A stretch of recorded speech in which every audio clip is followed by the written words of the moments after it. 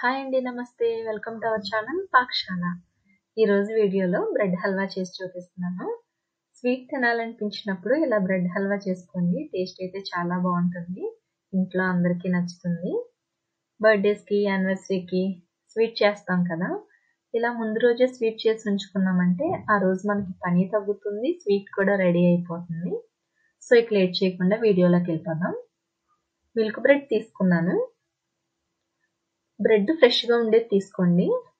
ఇలా బ్రెడ్ ఫ్రెష్గా ఉండటం వల్ల మనకి హల్వా టేస్ట్ బాగుంటుంది. బ్రెడ్ క్రమ్స్ కూడా ఇలా ఈజీగా చేసుకోవచ్చు.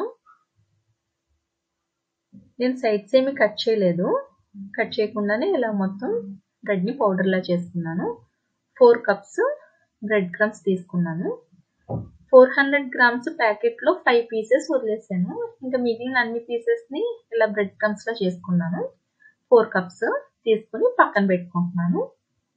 ఒక ప్యాన్ తీసుకుని దీంట్లోకి 1 టీ స్పూన్ నెయ్యిని తీసుకుని అది హీట్ అయ్యాక కొద్దిగా జీడిపప్పు వేసుకుని ఫ్రై చేసుకుంటున్నాను. కొంచెం కలర్ మారేంత వరకు ఫ్రై చేసుకుని ఒక బౌల్లో తీసేసుకుంటున్నాను. దీంట్లోనే కొద్దిగా కిస్మిస్ వేసుకుని వాటిని కూడా ఫ్రై చేసుకుంటున్నాను. కలర్ మారేంత వరకు ఫ్రై చేసుకుని వీటిని కూడా ఒక బౌల్లో తీసేసుకుంటున్నాను. మీ దగ్గర డ్రై ఫ్రూట్స్ ఏవి అవైలబుల్గా ఉంటే అవి తీసుకోండి. దీంట్లోనే 3 టీ స్పూన్స్ నెయ్యిని యాడ్ చేసుకుంటున్నాను. ఈ నెయ్యి హీట్ అయ్యాక మనం ముందు బ్రెడ్ క్రమ్స్ చేసుకుని ఉంచుకున్నాం కదా, వాటిని యాడ్ చేసుకుని లో టు మీడియం ఫ్లేమ్లో అడ్జస్ట్ చేసుకుంటూ ఫ్రై చేసుకోండి. మీడియం ఫ్లేమ్లో పెట్టుకున్నాము అంటే కనుక చూసుకోండి, ఎందుకంటే మాడిపోయే ఛాన్సెస్ ఉంటాయి. ఇలా కదుపుతూనే ఉండాలి. కలర్ మారేంత వరకు ఫ్రై చేసుకోవాలి.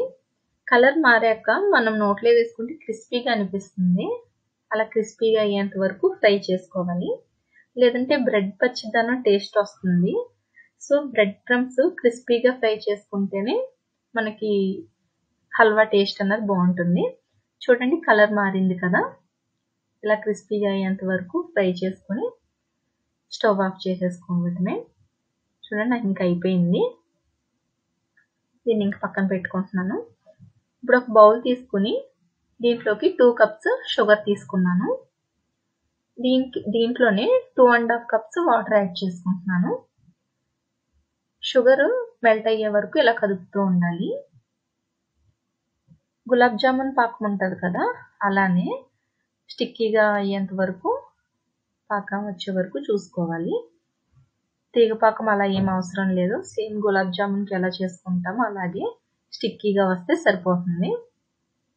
చూడండి, ఇలా తీసుకుని పట్టుకుంటే కనుక ఇలా స్టిక్కీగా ఉంటే సరిపోతుంది. ఇప్పుడు నాకు పాకం అన్నది రెడీ అయిపోయింది. ఇప్పుడు ఈ పాకాన్ని మనం ముందు ఫ్రై చేసి ఉంచుకున్నాం కదా బ్రెడ్ క్రమ్స్, దీంట్లోకి యాడ్ చేసేసుకుంటున్నాను. ఇలా యాడ్ చేసుకుని స్టవ్ ఆన్ చేసుకుని కదుపుతూ ఉండాలి. దగ్గరికి వచ్చేంత వరకు ఇలా కదుపుకోవాలి. 3 to 4 minutes టైం పడుతుంది మనకి. దీంట్లోనే 1/2 టీ స్పూన్ ఇలాచీ పౌడర్ని యాడ్ చేసుకుంటున్నాను. ఇది మొత్తం కలిసే వరకు కలుపుకుంటున్నాను. ఇలా ఉడుకుతున్నప్పుడే 3 టీ స్పూన్స్ నెయ్యిని యాడ్ చేసుకుంటున్నాను. మీకు నెయ్యి ఎంత ఎక్కువ వద్దు అనుకుంటే కనుక తగ్గించుకోండి. కాకపోతే మనకి హల్వాకి నెయ్యి టేస్ట్ ఉంటేనే బాగుంటుంది. చూడండి, కొంచెం దగ్గరికి వచ్చింది కదా.